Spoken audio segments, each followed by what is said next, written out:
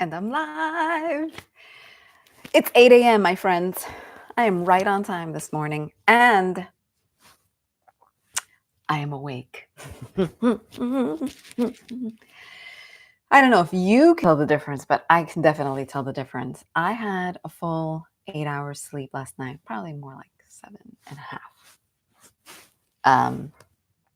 And I feel amazing. So here we are. I've got one person. I want to celebrate the fact that I've gotten 13 subscribers. 13!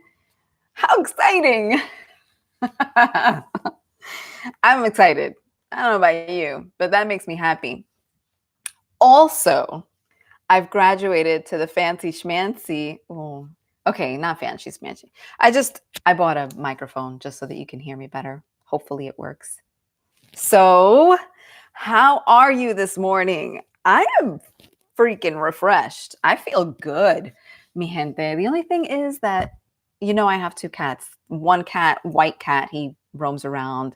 And then I have a black cat who I love dearly. He and I have been friends for many, many years. Like, I think he's probably 11 or 12 years old, maybe. I really don't know. Both of them found me, um, and chose me to be their human. So I don't know. Ages are a little interesting, but anyway, he's not feeling well this morning. So if you can send my old ornery man some love, I would really appreciate that. Send him some good healing juju over the over the waves. Aside from that, I'm really good. Work has been busy as usual. Nothing odd or changed there.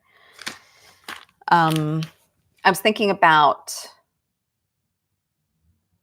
big events that I could talk about with you. It's December. It is the month of gift giving, the Christmas season, if you celebrate, or Hanukkah, or Kwanzaa, or I don't know if there are other major holidays, alternative holidays. Really, Christmas is a pagan holiday because it's a tree.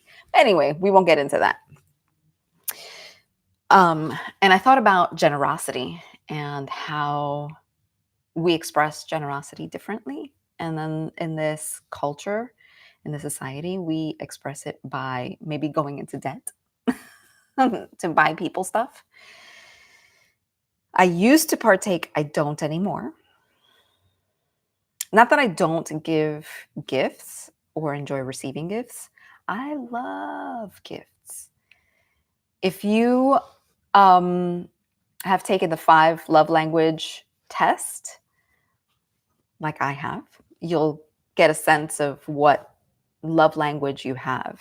Search it up, 5 love languages. You can take the test and find out what type of language is meaningful to you as far as love and affection. Gift giving is on there. It's one of the low ones.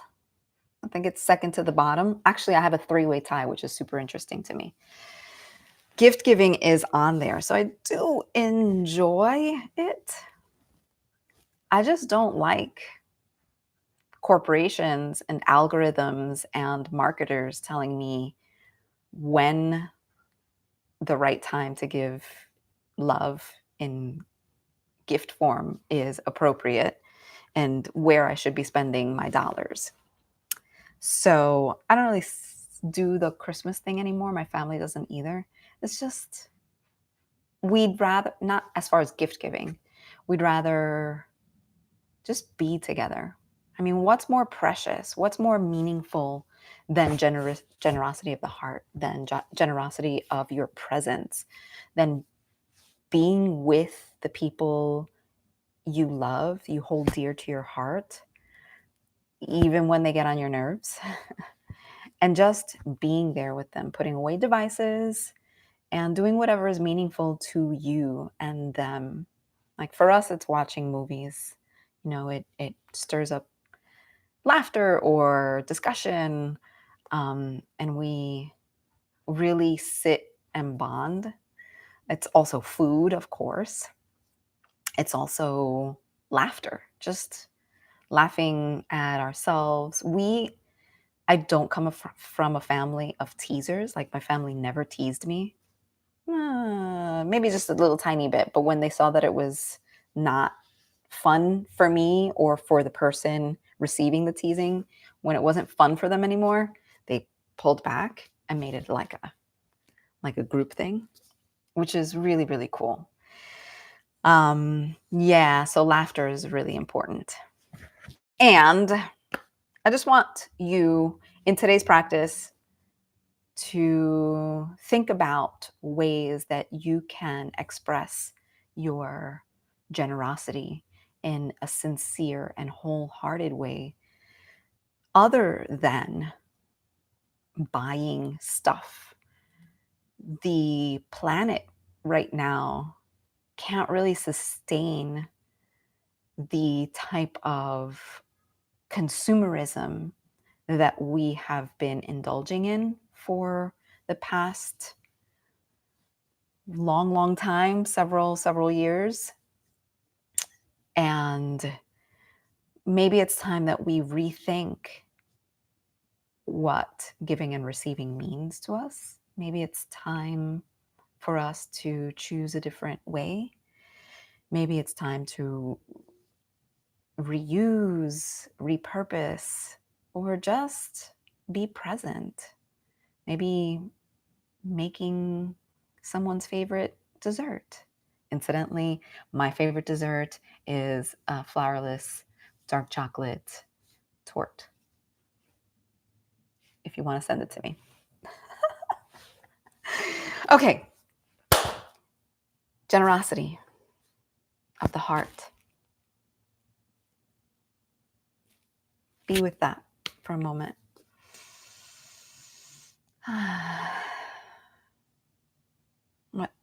What would it look like if you were not buying more stuff for your children or yourself or those you love, those you hold dear to your heart, and you did something else for them? You were present for them in different ways. What would it look like? How would it feel? Can you do that? Do you want to choose that? Do you want to create a balance of maybe buying something small and meaningful from an artist, a local business in your area, as opposed to big chain corporations? We actually do make a huge difference. Everything that you do has an effect on the rest of us. Everything that I do and that I choose in my life has an effect on you. And we're really not taught that ever anywhere. And hopefully we start to realize that very, very soon before it's too late. Hey, Ross. I'm sorry. Good morning. That's my roommate. Can you wait before you go down? Can you turn the lights on and the big button all the way up? Spectacular. And that one too, the hallway too. Sorry. Thank you. I forgot to do it. Anyway, here we are. Thank you for your patience and your attention. Thanks, Ross. Have a wonderful day. And you as well. Thank you. Okay, let's get into it. Are you ready? I'm ready. I'm going to take my glasses off and leave them here. I've taken my flip-flops off. Here is my setup. Am I too close today, I wonder?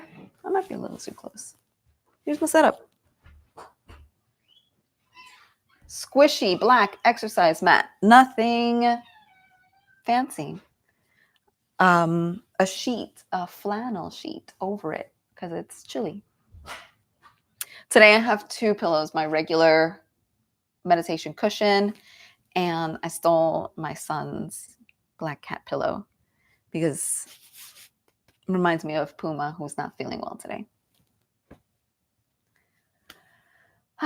You can sit several ways. You can sit cross-legged. You can sit with your legs underneath you. I'll show you in a second. You can sit in a chair. You can sit on your bed. You can sit on your sofa. Try to be comfortable, super comfortable, not so comfortable that you will fall asleep. The purpose of this practice is not to help you get to sleep or be asleep. It's to help you focus on one thing while you are awake. So if you're falling asleep, maybe stand up. You can practice standing up. Maybe take a walk. You can practice walking, mindful walking or walking meditation. Yeah, so let's get into it.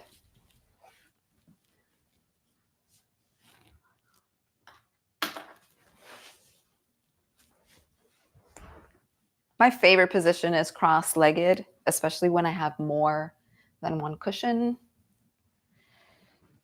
I like, if you notice what I'm doing, I'm moving the meat of my seat so that my sit bones can make complete and total contact with my cushion. Wait, I'm cutting my head off.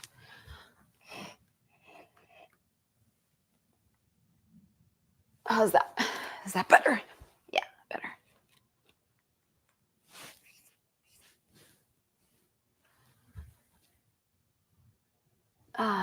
Maybe I should move back a little bit.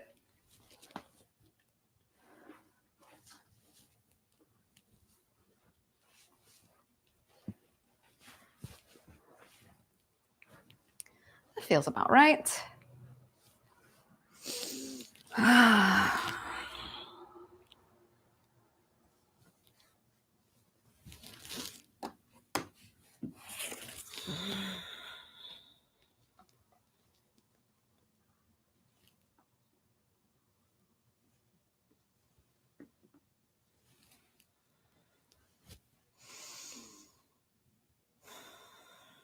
Let's take a couple of deep breaths on our own.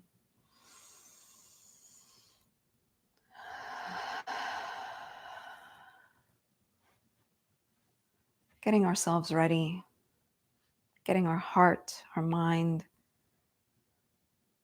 our bodies ready to go within.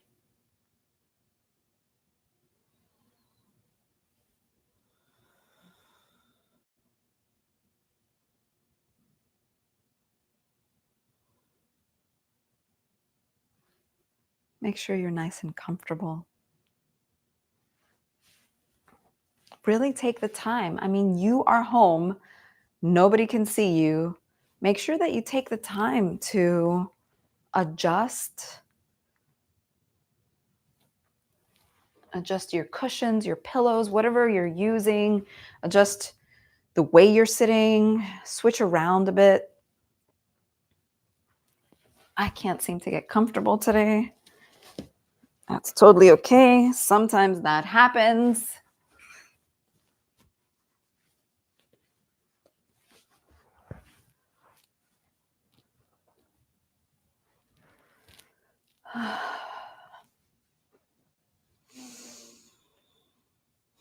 Check in with yourself. What do you need?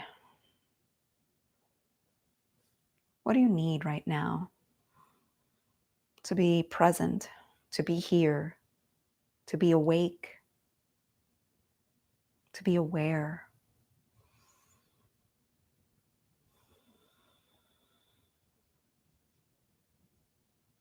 Check in with your heart. Check in with your mind.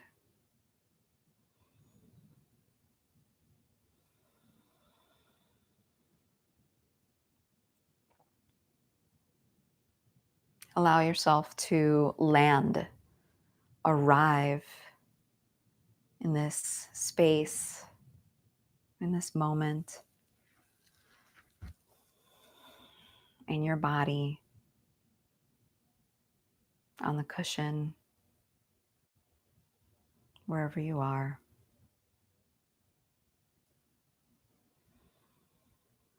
Allow your spine to be upright.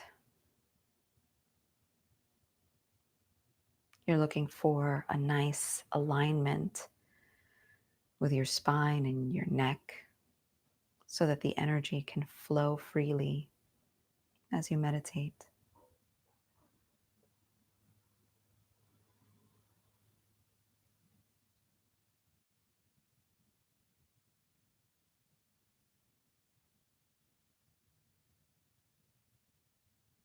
Your hands can be palm down the way that mine are right now. They can be palm up. They can be clasped in your lap or one hand in the other. Whatever feels right for you in this moment for this practice.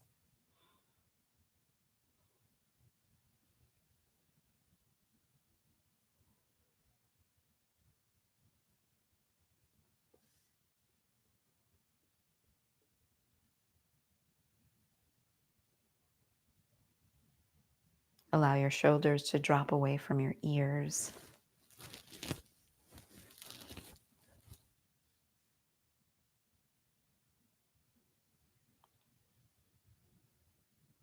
And your chin is parallel to the floor,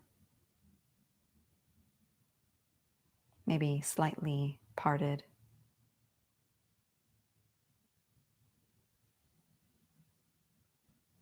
Your tongue is resting naturally in its place.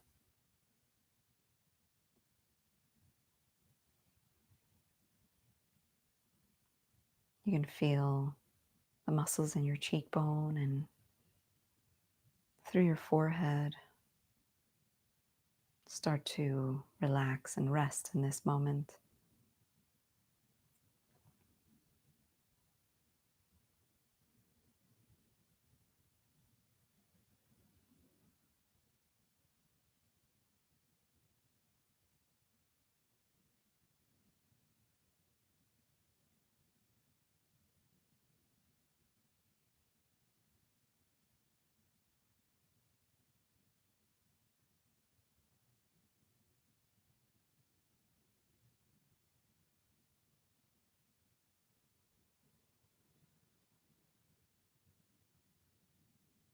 Take a deep breath on your own and really pinpoint where you are experiencing the breath in your body today.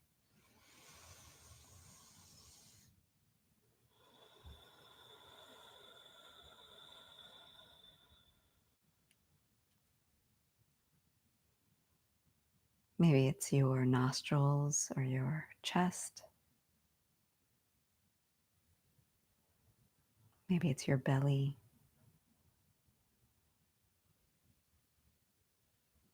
And for some, it might be the whole body breathing.